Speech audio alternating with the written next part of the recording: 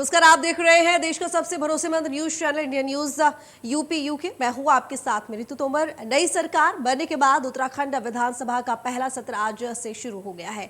सत्र की शुरुआत राज्यपाल के अभिभाषण से हुई, लेकिन विधानसभा के अंदर सत्ता पक्ष और विपक्ष का नजारा बिल्कुल बदला बदला नजर आया। सत्ता पक्ष के सभी 8 मंत्री विभाग विहीन रहे, जबकि विपक्ष यानी कांग्रेस पार्टी के विधायक दल के नेता यानी प्रतिपक्ष भी वही दिखे। असमंजस की स्थिति दोनों तरफ दिख रही थी और सत्ता पक्ष की तरफ से संसदीय कार्य मंत्री प्रेमचंद अग्रवाल एक्टिव दिखे, लेकिन विपक्ष की तरफ से विपक्ष के नेता के तौर पर नेता प्रतिपक्ष को लेकर असमंजस बरकरार रहा। उत्तराखंड भले ही छोटा राज्य हो, लेकिन यहाँ की राजनीति बड़े बड़े राज्यों को मात दे देती है। कांग्रेस में गुटबाजी की वजह से आलाकमान नेता प्रतिपक्ष के नाम का ऐलान नहीं कर पा रहे हैं, तो वहीं दूसरी तरफ मुख्यमंत्री पुष्कर सिंह धामी मंत्रियों के पोर्टफोलियो के बंटवारे को लेकर आलाकमान यानी दिल्ली की तरफ देख रहे हैं। हालांकि कहा जा रहा है कि आज या कल तक नेता पक्ष के नाम का ऐलान हो जाएगा, लेकिन मंत्रियों के विभाग बंटवारे को लेकर 1-2 दिन का और इंतजार करना पड़ सकता है। छोटे राज्य का बड़ा सियासी हलचल उत्तराखंड की पहचान बनती जा रही है, जहां पार्टियों की गुटबाजी के कारण विकास बार बार सूली पर चढ़ जाते हैं।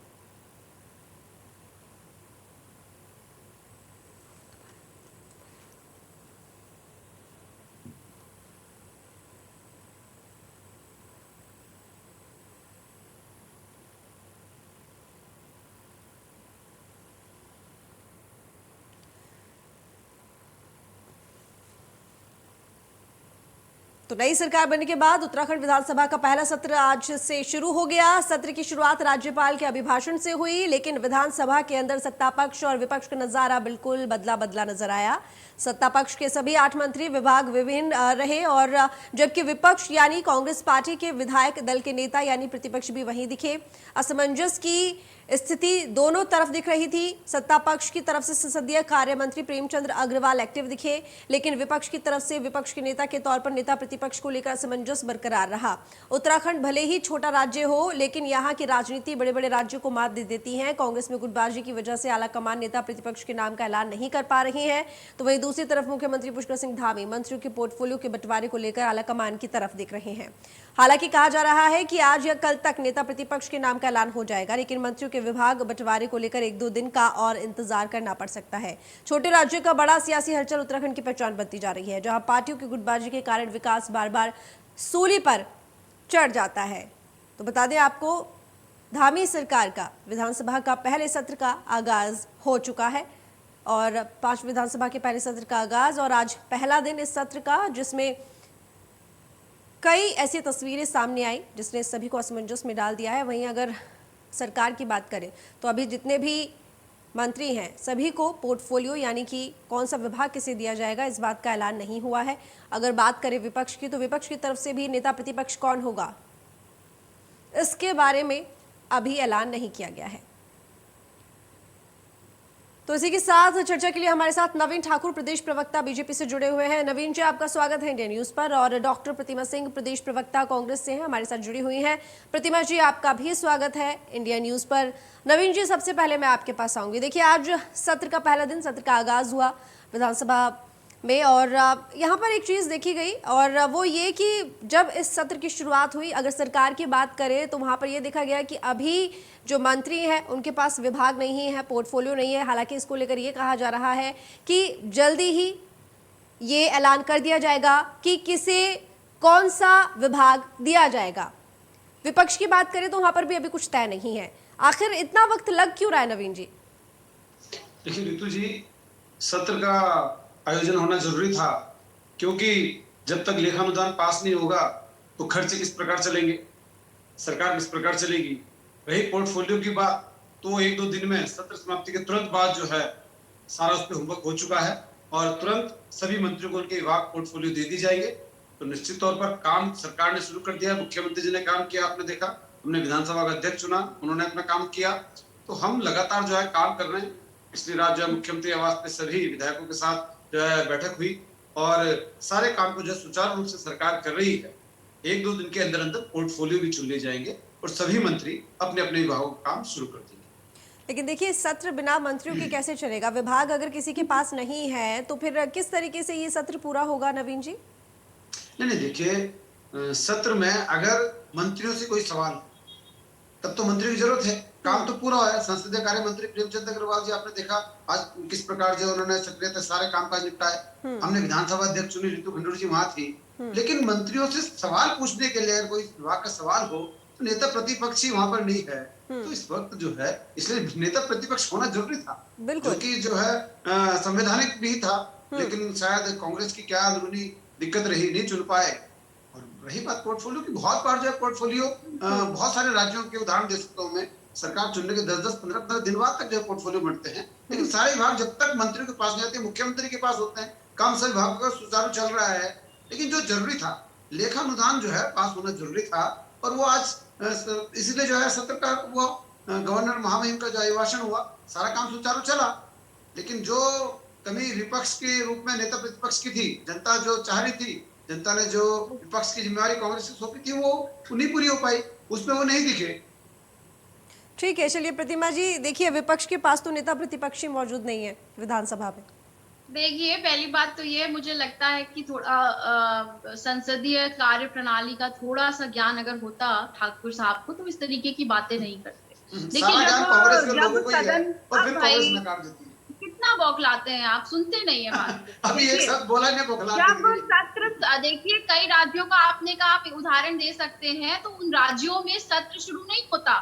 सत्र शुरू होने से पहले जो मंत्रिमंडल है उसका जो है मंत्रियों के विभागों का बंटवारा हो जाता है। आपने कहा सवाल कौन पूछेगा? नेता प्रतिपक्ष के बिना तो सत्र चलता है, क्योंकि हमारे विधायक है, और अगर हमारे विधायकों को नोटिस जारी करके सवाल पूछना है तो वो मंत्री महोदय से ही पूछेंगे।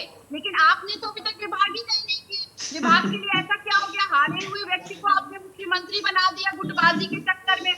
अब आप समझिए, आप मंत्रियों के लिए भी दिल्ली का चेहरा देख रहे हैं कि दिल्ली वाले बताएंगे कि मंत्रियों के विभागों को कैसे बांटा जाएगा। और रही बात नेता प्रतिपक्ष की, तो नेता प्रतिपक्ष के बिना भी सदन चलता है, क्योंकि विधायक अपने सवाल जो है मंत्रियों से पूछ लेते हैं, और नेता प्रतिपक्ष के लिए बैठकें जारी है। और मुझे लगता है आज या कल में इसका फैसला हो जाएगा। अगर नेता प्रतिपक्ष के बिना सदन की कार्रवाई नहीं चलती, तो इसमें जरूर ये हम समझ सकते थे कि भाई हम नहीं चला पा रहे और कांग्रेस पार्टी की वजह से सदन नहीं चल रहा है। लेकिन नेता प्रतिपक्ष के बिना चल सकता है सदन। आप समझिए कि एक हारे हुए व्यक्ति को मुख्यमंत्री बनाया आपने, जिसमें से जनता का विश्वास उठ चुका है। उसके बावजूद आपने मंत्री तो बना दिया, अभी भी 3 मंत्री नहीं रखे। आपने 3 मंत्री पद जो है खाली पड़े हुए, वो भी गुटबाजी में अटके हुए हैं। लेकिन आज मंत्रियों को उनके विभाग ना दे करके और उस पर से आप ये कह रहे हैं कि सवाल कौन पूछेगा, ये दर्शाता है कि आप लोकतांत्रिक व्यवस्था में भरोसा नहीं करते। सवाल कौन पूछेगा का क्या मतलब है? 19 विधायक हमारे सदन में हैं, 19 विधायक जनता के हितों के बारे में सवाल नहीं पूछेंगे। आप कह रहे हैं मंत्रियों का विभाग इसलिए नहीं बांटेंगे कि सवाल कौन पूछेगा? जनता के सवाल आप पूछेंगे। और एक बात आपको याद दिला दो, थोड़ा देख लिया करिए, आपने भले विभागों के बंटवारे ना किए हो, लेकिन हमारे विधायकों ने आज फिर जिस तरीके से महंगाई से जनता परेशान है और चुनाव खत्म होते ही आपने पेट्रोल डीजल से लेकर गैस के दाम बढ़ाए हैं, उसका विरोध प्रदर्शन सदन में भी किया और सड़कों पर भी करने का कार्य हमने किया। तो आप हमें मत बताइए, जनता ने हमें विपक्ष में बैठने का इस बार भी अवसर दिया है, और हम विपक्ष की भूमिका अच्छे से निभाएंगे और जनता के हितों को साधने का कार्य करेंगे। आप बताइए, आप कब जनता के हितों को साधने का कार्य करेंगे? क्योंकि आप जीते हैं अपने कामों से नहीं जीते, आप तुष्टीकरण और ध्रुवीकरण की राजनीति करके जीते हैं। जिस दिन आप तुष्टीकरण की राजनीति और ध्रुवीकरण की छोड़ देंगे, एक चीज भी आपकी हिस्से में नहीं आएगी, आप याद रखिएगा। चलिए रवीन जी जवाब दीजिए। देखिए बहुत सारे आरोप लगे हैं बीजेपी के ऊपर जी। कांग्रेस की जो हार का जो प्रमुख कारण है ना, ये जो अपने चिंतन बैठ के करते हैं, शिमला में जाके करेंगे, गोवा में करेंगे, ये केवल जनता का अपमान करना बंद कर दें। ये केवल अब देखिए, ये दूसरे को तो बहुत बोलती हैं, लेकिन इनकी सारी डिबेट उठा के देख लीजिए। लेकिन एक बात बताइए, नहीं नवीन जी एक बात बताइए, देखिए आप विपक्ष के ऊपर तो आरोप लगा रहे हैं कि आपने नेता प्रतिपक्ष अभी तक नहीं ढूंढा, गुटबाजी का आपने आरोप लगाया, तो एक बात बताइए कि आखिर बीजेपी की सरकार है उत्तराखंड में, बीजेपी क्यों अभी तक पीछे है? अगर बीजेपी में सब कुछ ठीक ठाक है तो विभागों के बंटवारे में इतनी देरी क्यों हो रही है? जिस वक्त शपथ ग्रहण की थी तभी थोड़े दिन बाद 2-3 दिन के अंदर आपको विभागों का बंटवारा कर देना चाहिए था। जब एक तरफ यूपी में हो गया तो यहाँ पर उत्तराखंड में इतनी दिक्कत क्यों आ रही है? ये वाकई में क्या सही है जो कांग्रेस कह रही है कि भैया आप यहाँ दिल्ली का मुंह देख रहे हैं विभागों के बंटवारे के लिए? अभी 2-4 सवाल और बोल लीजिए, मैं बोलना शुरू करता हूँ, आप फिर एक सवाल। भाई मेरा सवाल पूरा होगा तभी तो आप जवाब देंगे ना, मैं तो अभी लगातार बोल ही रही हूँ ना। बोलिए आप नवीन जी। बिल्कुल मैं जवाब दे रहा था, फिर आप नया सवाल करने की। मैं कह रहा हूँ कि उत्तराखंड की सरकार कामकाज शुरू कर चुकी है। सारे विभाग जब तक मंत्रियों को नहीं बढ़ते मुख्यमंत्री के पास है, काम में कहीं कोई दिक्कत नहीं है। और जो कांग्रेस की हमारी बहन यहाँ गुटबाजी का लगा रही है ना सरकार की, दिल्ली का मुंह देख रहे हैं, दिल्ली का मुंह तो ये देख रहे हैं, इनके तो प्रभारी ने स्पष्ट कहा है कि आदरणीय सोनिया गांधी जी जब तक जो है हमारी आजीवन राष्ट्रीय अध्यक्ष निर्णय नहीं कर देती हम नहीं कर सकते। वो तो सबके साइन करा के दिल्ली ले गए। हमने तो नहीं कहा कि हम दिल्ली का मुंह देख रहे हैं, हम तो अपना काम कर रहे हैं, अपना होमवर्क कर रहे हैं, हम तो यहीं से करेंगे सब कुछ। लेकिन ये अपने प्रभारी को तो देख लें, इनके प्रभारी ने खुद कहा है कल, सारे जो इनके 19 विधायक सब पे साइन करवा के प्रभारी दिल्ली ले गए हैं, सारा अधिकार सोनिया जी को दिया है, खुद दिल्ली की तरफ देख रहे हैं और आरोप भारतीय जनता पार्टी की तरफ लगा रहे हैं। तो ये कांग्रेस का हाल है। दूसरी बात, ये बार बार जो है जनमत का अपमान करने काम करते हैं। तुष्टिकरण क्या, इसने जीत गए, ये क्या उसने जीत गए। उत्तराखंड की जनता का अपमान करने का काम कांग्रेस करती है। और निश्चित तौर पर मैं तो धन्यवाद करता हूं उत्तराखंड की जनता का, और फिर आग्रह करूंगा कि अगर कांग्रेस आपके मत का इसी प्रकार अपमान करे तो कृपा करके 27 में पुनः जो है ये खुश नसीबी कांग्रेस को देना कि उन्हें पुनः जो है विपक्ष में बिठाने का काम करें। और शायद जनता जब तक ये जनमत का अपमान करेंगे, जनता इनको विपक्ष में बिठाएगी। जिस प्रकार इनको 17 में बिठाया, जिस प्रकार इनको 22 में बिठाया, आप देख लीजिए जो भाषा इनकी आज है वही भाषा 17 में थी। सरकार बनते ही कांग्रेस के प्रवक्ताओं ने इसी प्रकार जो चिल्लाट मचाना शुरू कर दी थी, आरोप लगाना शुरू कर दिए थे। क्या हुआ? नवीन जी देखिए, चलिए आपने सारी बातें कर ली हैं। नवीन जी और फिर जनता जवाब दे रही है। नवीन जी देखिए, जनता ने जवाब दे दिया, बीजेपी को एक बार फिर से सत्ता में बिठा दिया है। अब देखिए कांग्रेस विपक्ष में है, बीजेपी सत्ता में है। नवीन जी मेरी बात सुनिए, मुझे सिर्फ इस बात का जवाब आप दीजिए कि आखिर इतना वक्त लग क्यों रहा है। उत्तर प्रदेश इतना बड़ा देश है, यहाँ की सरकार में तमाम मंत्रियों को विभाग सौंप दिए गए हैं, लेकिन उत्तराखंड में अभी तक ये हो नहीं पाया है। इसकी एक वाजिब वजह आप मुझे बताइए कि ये है। देखिए मैंने आपको बता दिया कि 1-2 दिन के अंदर अंदर, जैसे भी हमारी छोटी बहन बोल रही थी कि जानकारी नहीं है, इनका एक डायलॉग जरूर रहता है, जानकारी नहीं, इनको बहुत जानकारी है और जनता ने उनको जानकारी एकत्रित करने के लिए विपक्ष ने बिठा रखा है। सही बात है, विपक्ष में काम तो कुछ है नहीं, जानकारी एकत्रित कर सकते हैं। लेखानुदान के विषय में जब बताएं जरा थोड़ा सा विषय में, तो जानकारी का इनका पता लगे हमें कितने ज्ञान चक्षु हैं। क्या लेखानुदान जरूरी नहीं कि बिना लेखानुदान पास किए जो जरूरी था खर्चे चले जाएंगे? क्या काम चल जाएगा? क्या जो जनता के कामकाज हैं वो बिना लेखानुदान पास के हो जाएंगे? इस विषय की जानकारी रख लीजिए, फिर दूसरे को ज्ञान दीजिएगा। और दूसरी बात, जो जनमत का अपमान करते हैं ना बार बार, आप कह रहे हैं तुष्टिकरण की राजनीति को इसलिए जनता ने जिता दिया। कितने चुनाव आप हारेंगे? कितनी बार जो आप जनता में केवल और केवल आरोप लगाएंगे? तो आप जिस दिन जो है जनता का अपमान मत करिए, मत करिए, मत करिए। तो चलिए, यानी कि नवीन जी जिस तरीके से आपने ये कहा है कि देखिए 1-2 दिन का वक्त लगेगा, तो यानी कि जाहिर है आप ये जो आरोप लगा रही है कांग्रेस की, आप दिल्ली का मुंह देख रहे हैं। चलिए वहां से जब तय हो जाएगा तभी शायद आप आगे जाके ऐलान करेंगे। प्रतिभा जी मैं आपसे जवाब लेना चाहूंगी। मुझे लगता है, शांत हो जाइए। देखिए मुझे लगता है भारतीय जनता पार्टी के प्रवक्ता थोड़े से मुझे समझ नहीं आ रहा, जीते हैं आप 47 से ही जीते हैं, अब जैसे जीते हैं आपको पता होगा, थोड़ी खुश हो जाइए। कितने आप बौखलाए हुए नजर आ रहे हैं, आप समझिए। उत्तर प्रदेश में विभाग इसलिए बढ़ गए, उत्तर प्रदेश में विभाग इसलिए बढ़ गए, बल्कि उत्तराखंड के बाद वहां पे ताजपोशी हुई, क्योंकि वहां योगी के अलावा कोई है नहीं। योगी जी मोदी जी का मुंह नहीं देखते हर निर्णय से पहले। यहाँ पे क्या है, क्योंकि आपने एक हारे हुए व्यक्ति के हाथ में सत्ता सौंप दी है, अब वो हारा हुआ व्यक्ति दिल्ली की तरफ देख रहा है कि चाहे निशंक जी हो, चाहे कोश्यारी जी हो, चाहे हमारे त्रिवेंद्र जी का ग्रुप हो और जो है तीरथ जी का ग्रुप हो, सबको साध करके और दिल्ली से मोदी जी फैसला करके भेजेंगे कि भाई इस मंत्री को ये विभाग दीजिए, वो विभाग दीजिए, आपका आंतरिक मामला है, मुझे नहीं कहना कुछ। आप बार बार एक बात कह रहे हैं कि कांग्रेस पार्टी जनता के मतों का अपमान कर रही है। हम जनता के मतों का अपमान नहीं कर रहे हैं, जनता के मतों का अपमान तो आपने किया, क्योंकि जिस व्यक्ति को जनता ने नकार दिया अपने मतों का इस्तेमाल करके, क्योंकि आप बार बार मत कर रहे हैं, तो जिस व्यक्ति को जनता ने नकार दिया अपने मतों का प्रयोग करके, उस व्यक्ति को आपने इस प्रदेश की सत्ता पे बिठाने का कार्य किया है। तो आप जनता के मतों का अपमान कर रहे हो। ये मत कहिए कि 29 में कौन जीतेगा, 24 में कौन जीतेगा, बड़ा वक्त है उसमें। और आपने वो भी जल्दी आएगा सामने कि लेखानुदान क्या होता है, अब आप समझिए और सुन लीजिए। क्यों जरूरी था लेखानुदान आज आपको पास करवाना? क्योंकि बिल्कुल आपका तो काम ही है विभागों में पैसे आ जाए, उसके बाद उस विभागों के जो पैसे हैं वो जनता के हितों में तो लगाते नहीं है आप, क्योंकि वादे कुछ और करते हैं, डिलीवर कभी करते नहीं है। उन पैसों का बंदरबाट भी जल्दी से जल्दी हो जाए, क्योंकि पिछले 5 सालों में जिस तरीके से भ्रष्टाचार लिप्त आपकी छुपा हुआ नहीं है।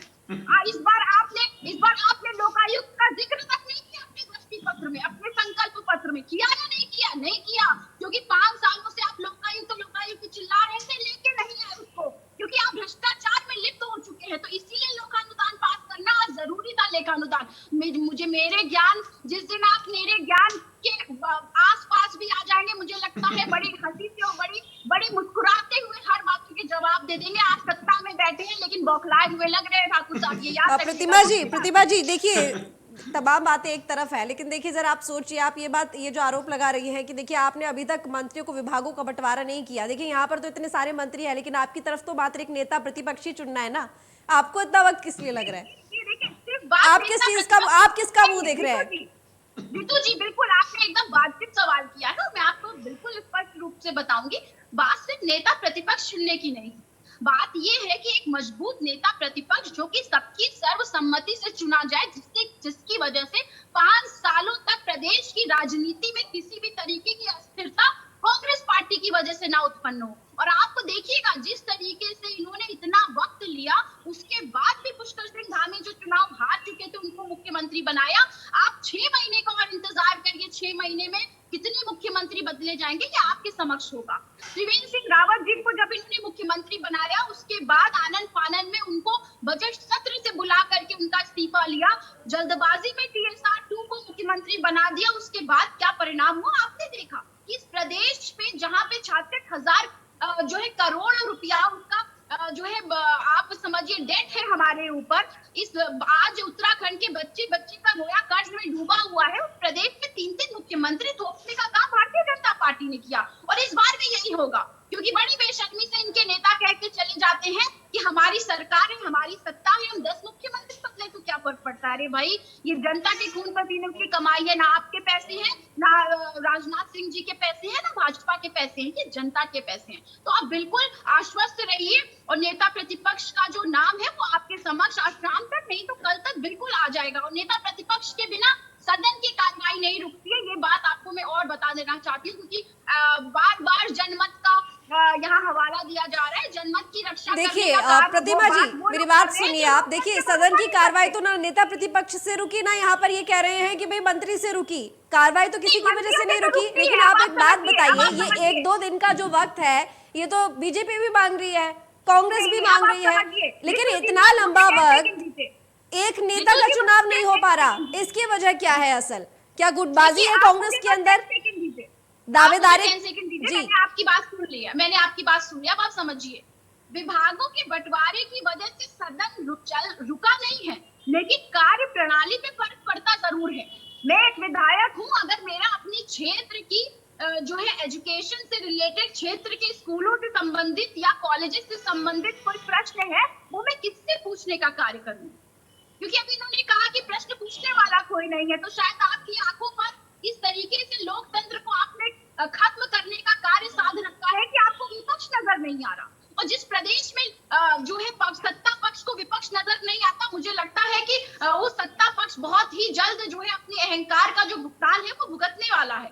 तो आप मुझे अगर कोई दिक्कत है पेयजल समस्या से रिलेटेड, तो मैं किससे सवाल पूछूंगी? मैं विधायक हूँ अगर, तो मैं किससे सवाल पूछूंगी? यही बात मैंने बोली।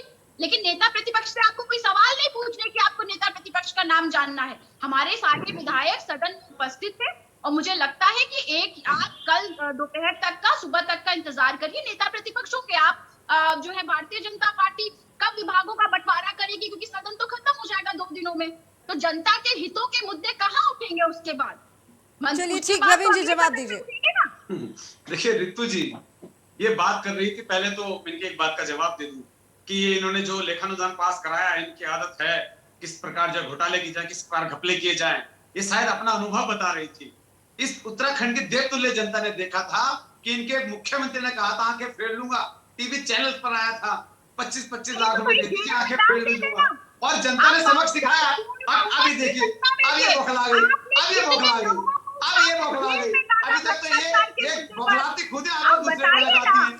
देखिए आप दोनों एक साथ बोलेंगे तो आखिर दर्शक कैसे सुनेंगे? आप अपनी बात को एक-एक करके रखिए। प्रतिमा जी देखिए, मैंने आपको इनफ टाइम दिया, नवीन जी को बात पूरी करने दीजिए, समय भी बहुत ज्यादा नहीं है।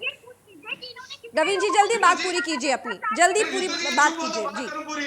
जी ये बौखलाने जरूर लगती है, दूसरे बालों को इतना बौखलाती है, और एक डिबेट का हाल नहीं है इनका, हर डिबेट में इसी प्रकार बौखलाती है। बिल्कुल बोलने चलिए की ठीक है, बात आप करती दोनों है। का ये बहुत ध्यान- धन्यवाद इस चर्चा में शामिल होने के लिए। देखिए बजट यहाँ पे जो अगर सत्र की बात करें तो हमें सत्र शुरू हो चुका है, लेकिन सबसे बड़ी बात यह कि जहां एक तरफ मंत्रियों को सरकार ने विभाग नहीं बांटे हैं, तो वहीं दूसरी तरफ विपक्ष में नेता प्रतिपक्ष का चुनाव अभी तक नहीं हुआ है। ये देखने वाली बात होगी कि आखिर इन दोनों ही अगर देखें तो दोनों ही तरफ से आखिर कब अपनी अपनी तरफ से ऐलान किया जाएगा, ये देखने वाली बात होगी। फिलहाल चर्चा में इतना ही, देखते रहिए इंडिया न्यूज।